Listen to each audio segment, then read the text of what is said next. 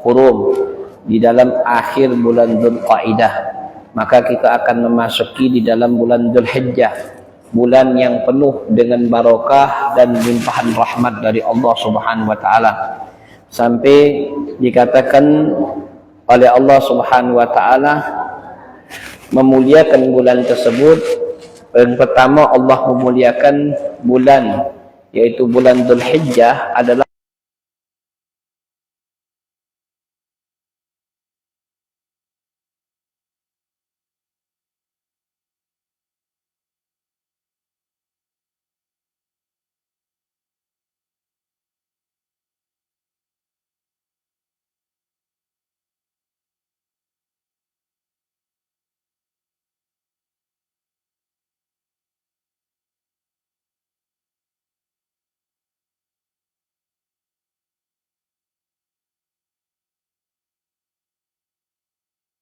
mana Allah jelaskan di dalam Al-Quran, wal fajri wa layalin ashr.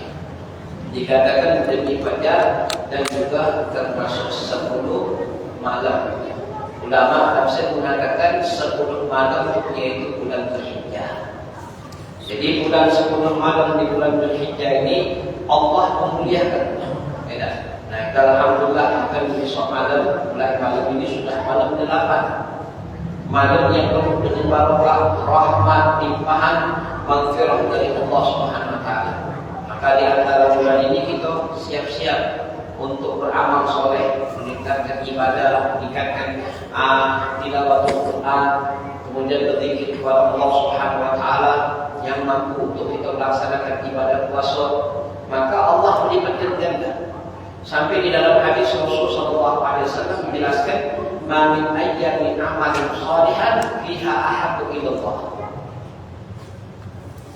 Maka sahabat bertanya, "Ya Allah, fi hadhihi ayyam, yani ayyamul asra." Qalu, "Ya Rasulullah, wala jihadu fi sabilillah." Qalu, "Wala jihadu fi sabilillah illa," kata Rasulullah, "ar-rajul kharaja min nafsihi wa malihi wa lam yarda min dzalik bi syai'." Rawahu Bukhari, yaitu rawahu Muslim, rawahu Bukhari wa Imam Ahmad. Imam Ahmad yaitu At-Tirmidzi wa Abu Dawud wa Ibnu Majah. Sampai dikatakan oleh Rasulullah SAW, tidaklah seseorang yang melakukan amal soleh di dalamnya ini lebih dicintai oleh Allah Subhanahu wa taala, yaitu Ashur Dzulhijjah. Jadi amal yang soleh ini Allah paling mencintai. Sampai sahabat bertanya, "Wala jihadu fisabilillah ya Rasulullah?" Walaupun orang yang melaksanakan fisabilillah, na'am kata Rasulullah. "Wala jihadu fisabilillah," walaupun orang itu berjihad fisabilillah. Illa, kecuali kata Rasulullah, orang yang ibadah fisabilillah, mereka itu membawa dirinya, hartanya, kemudian di dalam medan perang tidak balik lagi. Maksudnya meninggal di dalam medan perang itu bisa menyamakan orang yang beramal, beribadah, yaitu di dalam Ashur Dzulhijjah. Ini subhanallah. Jadi pada malam hari ini, malam yang penuh dengan barokah, isi waktu kita. Ya, terutama dianjurkan oleh ulama, yaitu pada malam ini dan seterusnya untuk memperbanyak berdoa dan juga memperbanyak zikir. Sampai dikatakan afdhalul doa fi yawmil qiyamah wa afdhalul wudu wa anna nabi Muhammad, yaitu min qabli la ilaha illallah wahdahu la syarika lah. Sampai ulama mengatakan perbanyak daripada malam ini membaca la ilaha illallah wahdahu la syarika lah, lahul mulku wa lahul hamdu yuhyi wa yumiitu wa huwa ala kulli syai'in qadir. Minimal kalau kita mampu, yaitu untuk kita 1000, tidak mampu ya mungkin 500, tidak mampu 300, tidak mampu 100, minimal 100 kita mengucapkan kalimat la ilaha illallah wahdahu la syarika lah, lahul mulku wa lahul hamdu yuhyi wa yumiitu wa huwa ala kulli syai'in qadir. Ini amalan para nabi-nabi yang terdahulu. Amalan para nabi-nabi yang terdahulu mengucapkan kalimat asyhadu an la ilaha illallah wahdahu la syarika lah wa asyhadu anna Muhammadan rasulullah. La ilaha illallah wa la syarika lah, lahul mulku wa lahul hamdu yuhyi wa yumiitu wa huwa ala kulli syai'in qadir. Nah, jadi di antara amalan tersebut perpanjangan, ya. Kemudian isi waktu kita untuk ibadah kepada Allah.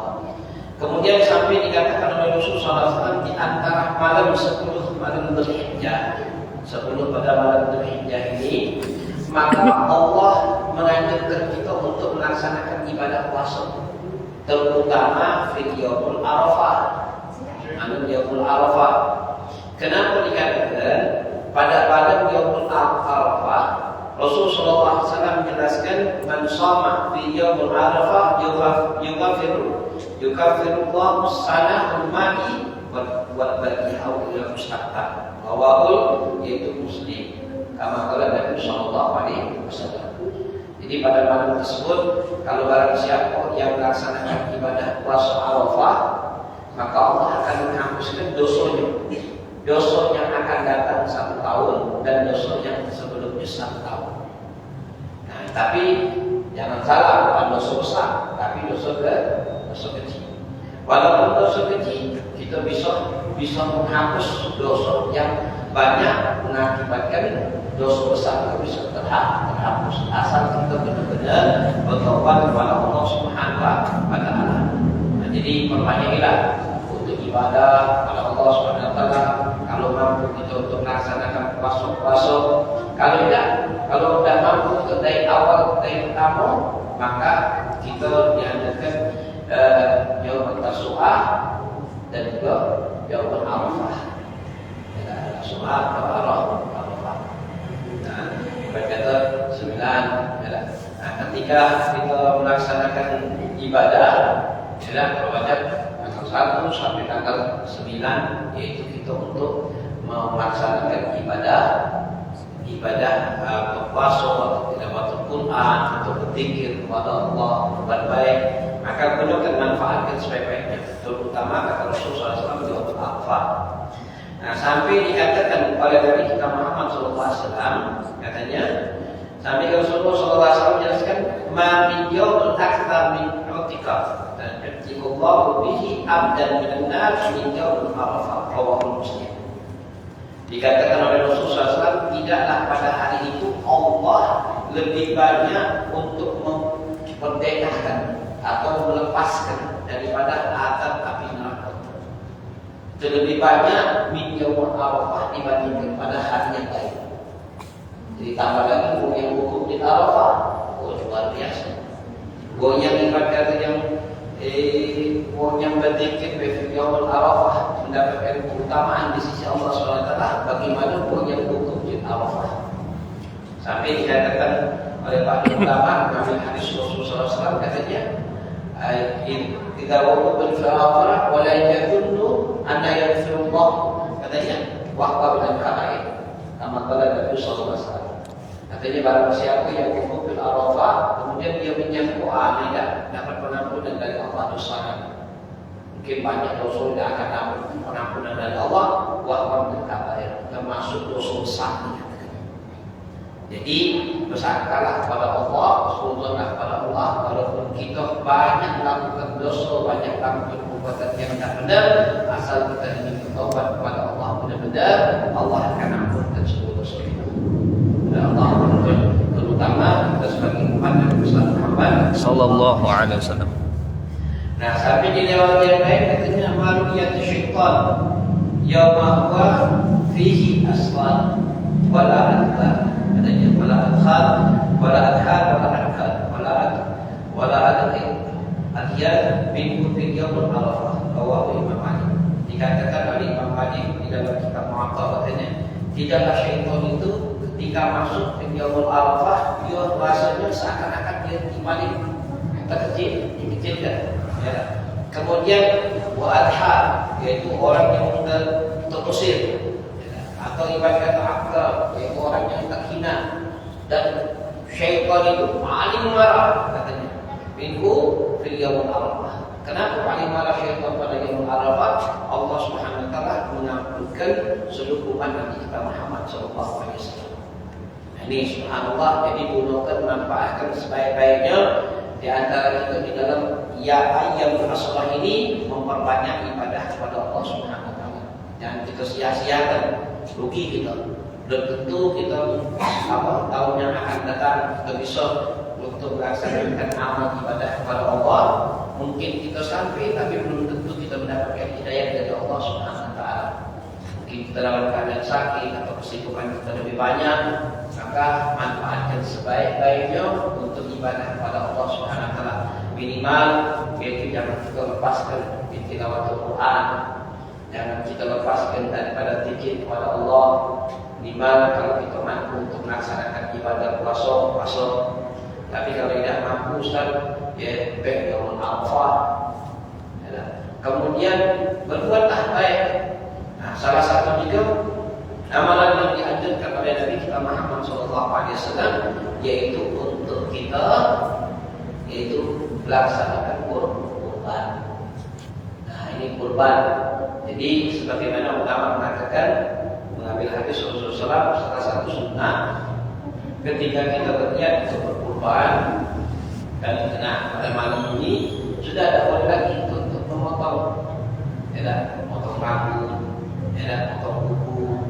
Ini kalau sudah kita ingin memotong, setelah kita memotong kurban, hewan kurban kita, baru kita potong. Nah, kalau kita sudah berniat, kalau sekarang kalau sudah berniat, tidak boleh lagi.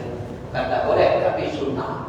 Saya kita mengabaikan sunnah dari Nabi kita Muhammad SAW. Gunakan, jangan kita jangan kita ibadah itu alasan bagi kita yang mampu untuk berkorban. Nah, terutama banyak anak-anak pernah menjelaskan, terutama bagi kita yang sedang merokok. Nah, merokok itu kalau kita bayangkan berapa banyak kita habis merokok dalam satu hari. Kalau kita merokok ibadah ke 2 pak dalam satu hari, maka kita mampu sebenarnya, atau 1 pak untuk satu hari mampu. Rokoknya sudah sekarang ini berapa? 30, 35. Kalau seandainya kita pakai 30 deh, nah 30 dipakai kalau sudah 1 bulan, yaitu 900 ribu.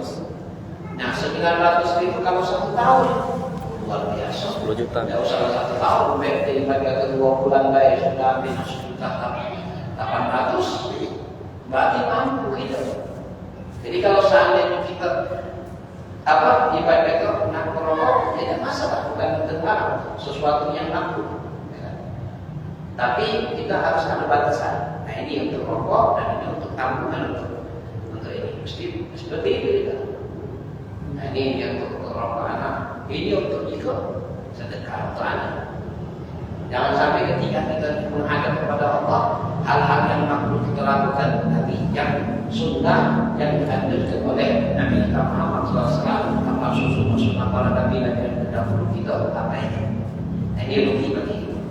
Sampai kata Rasulullah SAW, ancaman dari Nabi kita Muhammad SAW, apa kata Rasulullah? Man wasi'ah, barang siapa yang mempunyai keluasan rezeki, meluaskan rezeki. Tapi apa? Walaupun dia tidak mau untuk berkorban, maka kata Rasulullah, walau takrabu musalla, jangan dekat-dekat tempat ibadah, kata Rasulullah. Tidak boleh, kata Rasulullah.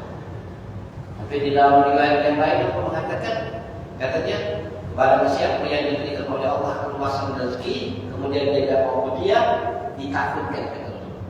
Mati di dalam keadaan Yahudi atau Nasrani. Mati dalam keadaan Yahudi atau mati dalam keadaan Nasrani. A'udzubillah min dzalik.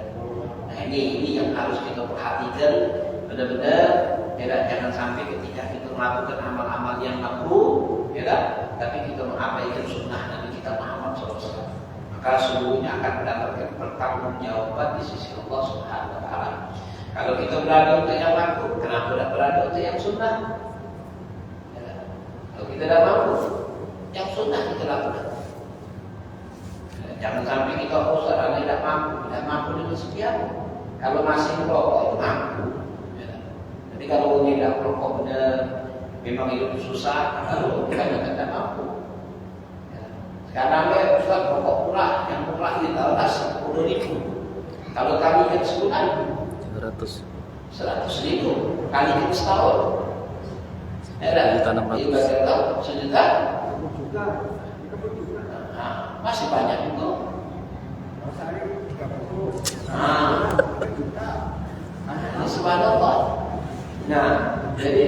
kan zakat yang tidak mampu. Ya, jadi gunakan manfaatkan sebaik-baiknya untuk kita memperbanyak ibadah kepada Allah Subhanahu Wa Taala. Nah, ini insyaallah ini ibadah yang kita lakukan ini, ya, kita akan menjadikan amal ibadah kita ketika kita menghadap diri kepada Allah. Nah, kenapa kita bahas seperti ini? Karena salah satu keutamaan umat Nabi Muhammad, ya, salah satu keutamaan umat Nabi Muhammad, ta'rifu umat Muhammad yang diumumul dosa. Kenapa? Karena umat Nabi Muhammad, ya, yang diberikan oleh Allah, mereka itu mengetahui perkara alam barzah. Umat Nabi Muhammad itu mengetahui tentang alam barzah. Beda ibadah itu dengan umat yang terdahulu. Kalau umat-umat yang terdahulu tidak mengetahui tentang alam barzah, tidak tahu. Tapi kalau umat Nabi Muhammad, mereka itu tahu bagaimana alam barzah. Siapa yang memberikan kabar? Nabi kita Muhammad. Ini jadi ketika kita tahu, ya Allah, ini suatu perkara yang besar. Kalau kita perhatikan, kalau orang yang meninggal, ya, meninggal, kemudian di alam kubur. Nah, alam kubur itu satu hari alam kubur dengan satu hari dengan alam dunia berbeda. Tapi ada yang mengatakan satu hari itu seperti 1000 tahun. Kenapa? Itu alam akhirat. Alam akhirat itu awal manzilatul fil akhirat, yaitu kubur. Pertama kali kedudukan akhirat itu alam kubur. Jadi kalau seandainya satu hari dunia 1000 tahun akhirat dan kubur, ya Allah, lama di alam kubur. Sampai dikatakan oleh para ulama katanya, dan juga dikatakan oleh Rasulullah SAW hadis tersebut katanya, apabila man yassar katanya, barang siapa yang mudah di dalam urusan kubur, maka Allah akan mudahkan urusannya di akhirat. Tapi kalau kau yang sulit, susah di dalam alam kuburnya, maka asyadu, maka dia lebih dahsyat lagi ketika alam akhirat. Nah, kita sudah dikabarkan oleh Nabi kita Muhammad. Sudah dikabarkan. Tinggal kita beda. Bagi pertanyaan kamu kita, apa yang kita lakukan? Sampai dikatakan oleh Rasulullah SAW. Apa dikatakan oleh Syekh Muhammad bin Ali bin Abbas al-Maliki, kata dan alam kami di masa itu di barzah, lima kita dikerana. Hatta surah al-Muqayyim kan masyhur al-Fahim. Sampai Rasulullah itu memberikan kabar tentang alam gaib. Yang al-mashhur, ya, wallahi, ada yang sampai menyaksikan, ya, ada yang sampai mendapatkan kabar. Nah, ini kalau Rasulullah SAW menyaksikan bagaimana azab kubur itu, subhanallah. Dan usahlah Rasulullah SAW manusia yang paling sempurna dan yang diberikan oleh Allah suatu kedudukan yang sangat tinggi di sisi Allah Subhanahu Wa Taala, dan termasuk ulama yang seringkan kita dengar apa cerita tentang Syekh Abdul Qadir Jailani.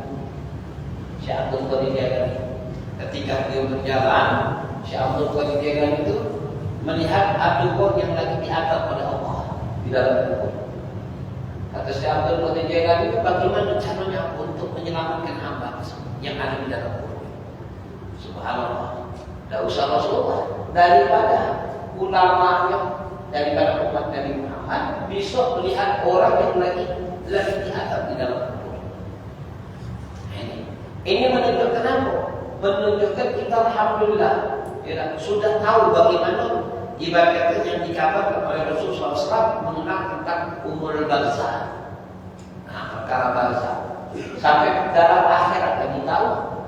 Sampai pernah diceritakan katanya ketika Rasulullah SAW, katanya ketika Rasulullah SAW diajak oleh malaikat Jibril sampai ke neraka, ke dalam surga, maka di dalam neraka Rasulullah bertanya, ya Jibril, katanya, siapa pemuda itu, katanya? Kenapa? Lidahnya panjang. Setelah panjang, dia mengunting lidahnya, dipotong. Sakitnya luar biasa. Kemudian panjang lagi, dipotong lagi, katanya.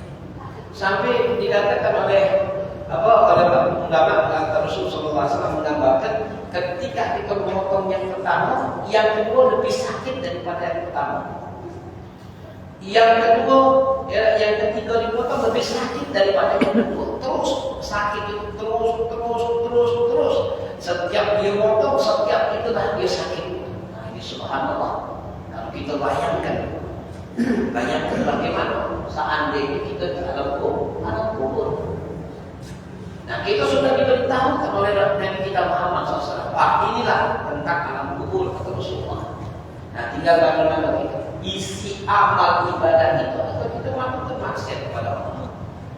Ini sampai dikatakan oleh Rasulullah SAW di Anas bin Malik radhiyallahu anhu, inna abdan idza rubi'a fil qabri, katanya wa tawalla an ashabi wa ana la yasma'u al-qabr min abisi idza insaraf atahu malaikat wa yuqidu itahu fayulan ma kunta taqulu hadha nabi Muhammad wa amal mu'min fa yaqulu asyhadu anna Abdullah wa rasuluhu wa yaqulu kuntu ila maqadina nar Abdullah bima kana bil jannah qala nabi Muhammad sallallahu alaihi wasallam wa rahumah jannah wa amal kafir munafiqun fa yaqulu la adri kuntu aqulu wa yaqulu nas fa yaqulu ma adra ma alama dalita wa la tanta wa la daita wa la tuqiyatu bi madratin hadid darbatan bi mutuni fa yasilu sayhatan yasma'u minal yadin illa tabain.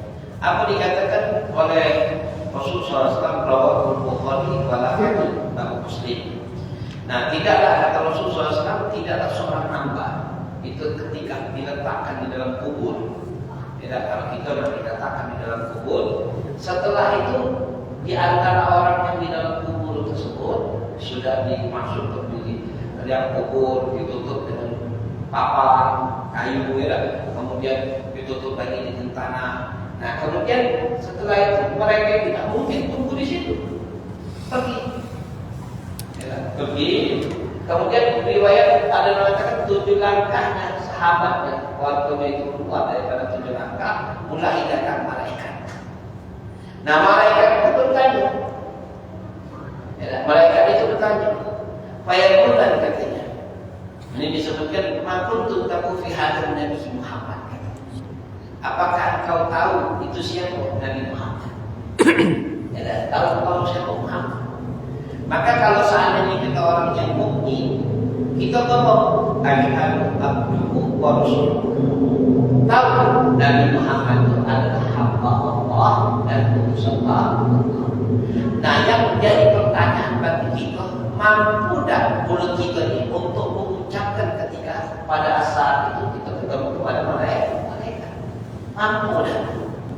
Nah, ini sampai kalau seandainya itulah ketika ikrafil yaumil kiamat, katakan di dalam hadis yang lain itu tangan mulut ini tidak bisa berbicara. Cuma yang berbicara di antara seluruh badan itu berbicara. Tergantung amal ibadah itu yang menjawab. Nah, ini subhanallah. Tapi subhanallah di sini dapat keringanan. Kalau umat Nabi Muhammad SAW orang yang mukmin benar-benar dia mengucapkan asyhadu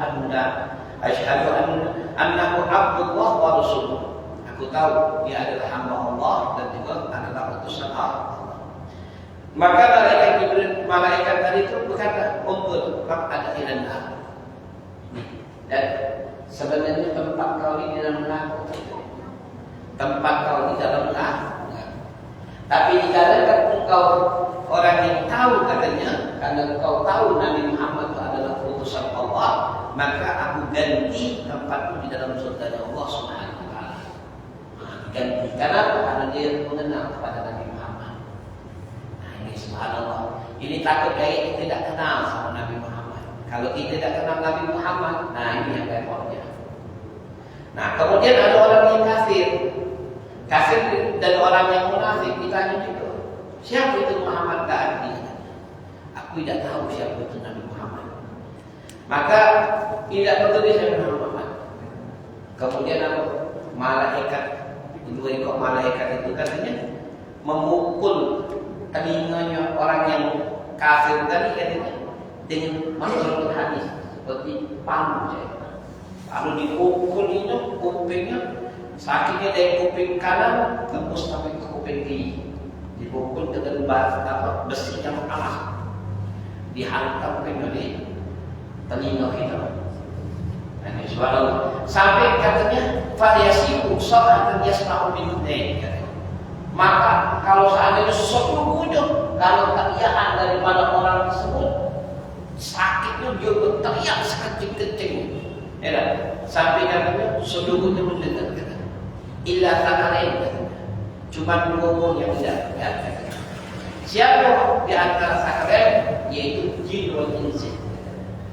Bangsa jin dengan bangsa manusia tidak mendengar, tapi seluruhnya mendengar.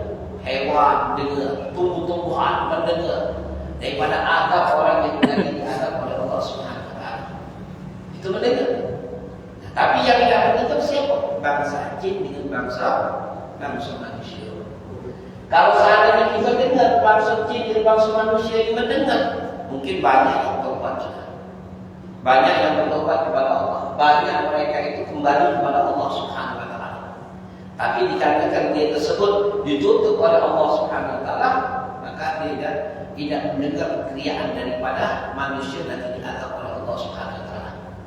Nah, kalau kita perhatikan kan, ada pernah tahun berapa itu, pernah orang pengen tahu bagaimana memang ini diadab atau tidak dengar.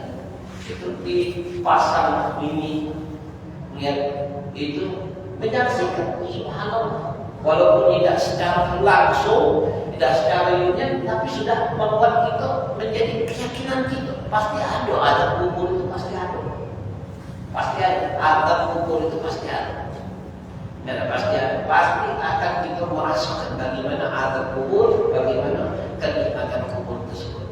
Nah, jadi pertanyaan bagi kita sekarang ini, bagaimana kita mempersiapkan ketika kita kembali kepada Allah.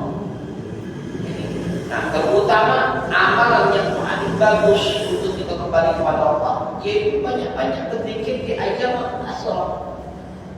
Ya, banyak-banyak berzikir di malam, ya, di 10 malam di dalam bulan Dzulhijjah.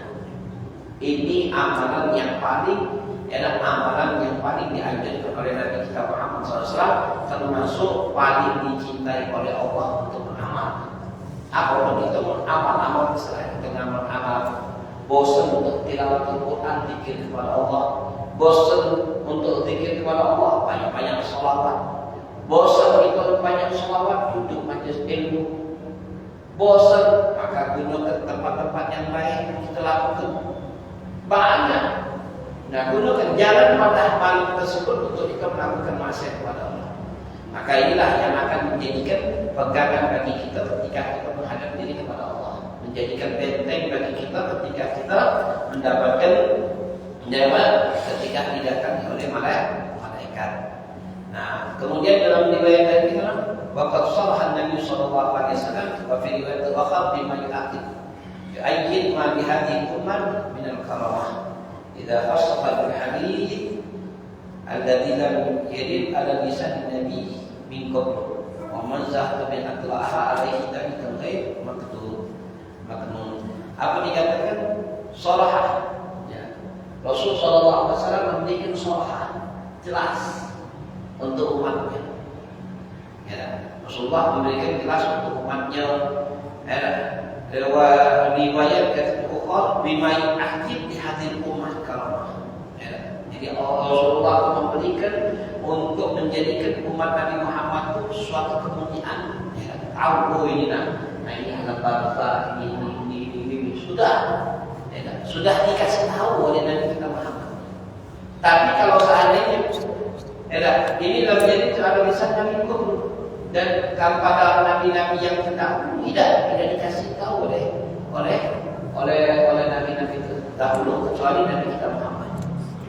Kalau nabi-nabi yang terdahulu seperti Nabi Musa, Nabi Isa, kemudian juga Nabi Ibrahim tidak mengetahui bagaimana secara mendetail ketika dianya di dalam alam kubur, tidak secara detail.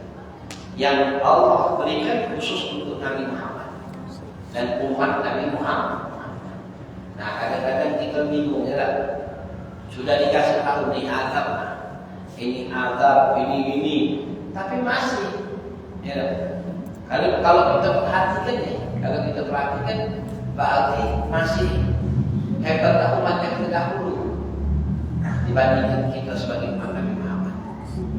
Nah, kita ini alhamdulillah sebagai kita alhamdulillah punya Nabi deh, Nabi Muhammad. Tapi kalau nak kita ibadah hitung itu, mungkin umat-umat yang terdahulu masih hebat atau masih mulia daripada umat Nabi Muhammad. Kenapa? Sampai pernah diceritakan oleh guru kita, Umar Muhammad Sani bin Hafid katanya, maksiat apa yang dekati di umat Nabi Muhammad daripada zaman-zaman terdahulu, umat yang terdahulu. Maksiat apa katanya? Maksiat apa pun ada, seluruh zina, LGBT, orang yang memperkosa ibu kosa anak kosa bapak kosa apa kalau sudah apa yang dalam umat Nabi Muhammad. Kalau umat yang terdahulu masih menghargai kalau nak melakukan zina seorang anak memperkosa ibunya mungkin masih, tapi kalau umat Nabi Muhammad itu seluruhnya ada. Nah ini karena lautan Nabi Muhammad, kalau bukan kita sebagai umat Nabi Muhammad, mungkin sudah tergelamkan oleh Allah. Mungkin kita sudah hancurkan oleh Allah kita. Ya kita bertanya, umat-umat yang terdahulu apa yang tidak hati di maksiat di dalam umat kita Nabi Muhammad? Siapa? Tidak ada apa ini? Aku tahu. Tapi kalau umat yang terdahulu dihancurkan oleh Allah, berkeping-keping. Hampir habis dirangkapkan. Seperti apa? Kaum Nabi Allah Lut dirangkapkan oleh Allah. Kaum Nabi Allah Lut dirangkapkan oleh Allah. Banyak cerita-cerita para Nabi yang terdahulu dirangkapkan oleh Allah. Nah ini kalau kita laulah Nabi Muhammad mungkin habis itu. Itu yang dikatakan oleh guru kita Nabi Muhammad bin Sani bin Hafid. Nah ini jadi kita harus benar-benar isi waktu kita benar-benar beribadah kepada Allah. Jangan sampai ketika kita menghadap kepada Allah nyesal. Kenapa nyesal? Tidak dekati apa yang kita bawa. Dekati bawa apa-apa, tidak cuma bawa daripada dosa yang kita menghadap kepada Allah. Padahal Rasulullah sudah menggambarkan bagi kita berbanyak kita bekal. Tidak. Kalau seandainya kita ibarat dikatakan digambarkan oleh Rasulullah SAW, kita ini seperti safinah. Nah, menyeberang di dalam lautan. Nah, menyeberang lautan. Safinah yang kita ini harus bawa bekal banyak-banyak. Harus banyak bekal banyak-banyak. Kalau seandainya kita bawa bekal banyak, mungkin kita akan selamat dalam perjalanan tersebut. Mungkin perjalanan kita 1 bulan perlu ibaratkan bekal 1 bulan agak lebih. Kenapa? Mungkin kita ini lapar, macam makan agak lebih dikit. Itu kalau 1 bulan. Kalau 1 tahun, mesti bekal lebih banyak lagi. Nah begitu juga dalam kehidupan. Kalau kehidupan kita ini bakal kita kembali kepada Allah, itu bukan setahun, bukan 2 tahun, ribuan tahun kita ini bakal kembali kepada Allah.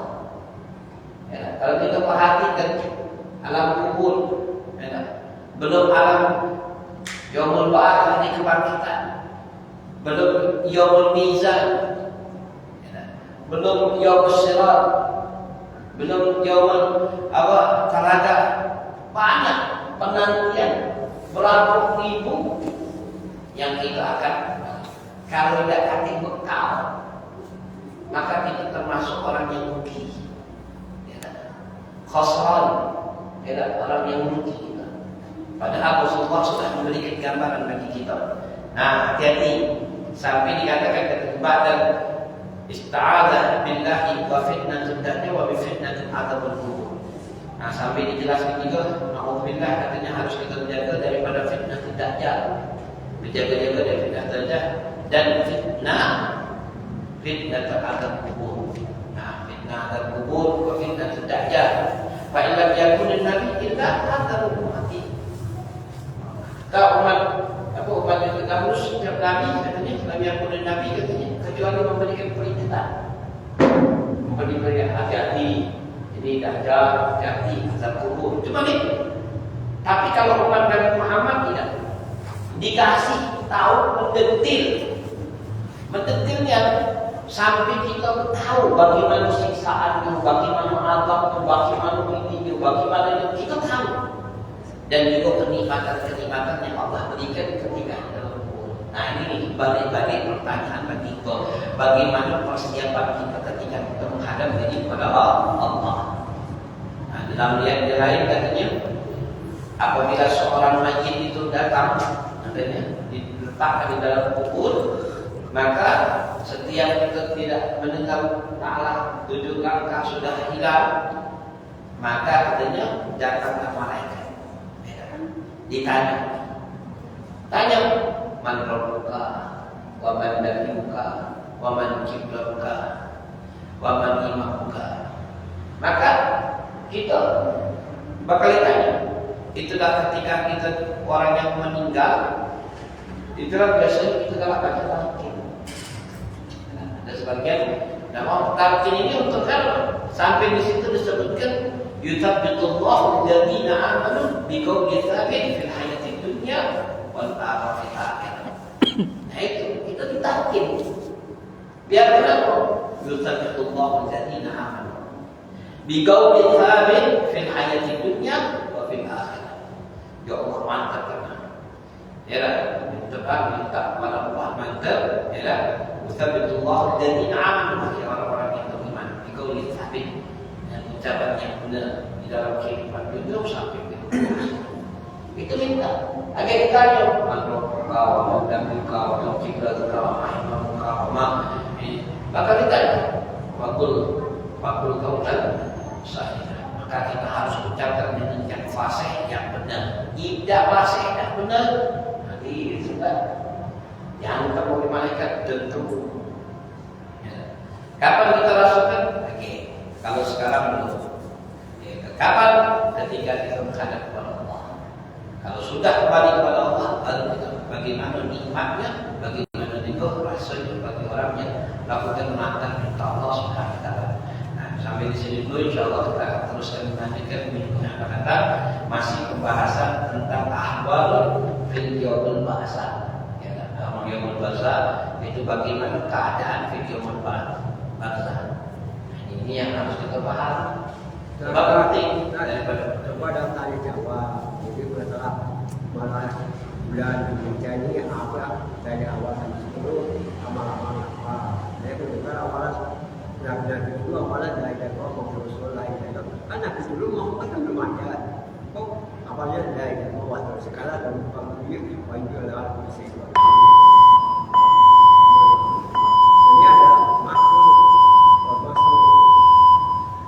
Jadi maksudnya minta amalan.